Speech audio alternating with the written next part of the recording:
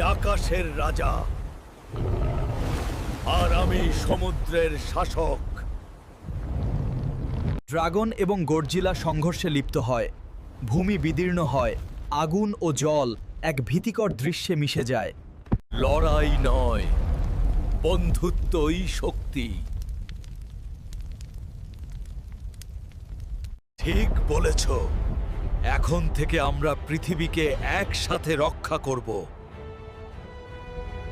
তারপর থেকে যখনই মানুষ ঝড় দেখে, তারা ভাবে ড্রাগন আর গডজিলা বন্ধুত্বের আগুন পুনরুজ্জীবিত করছে।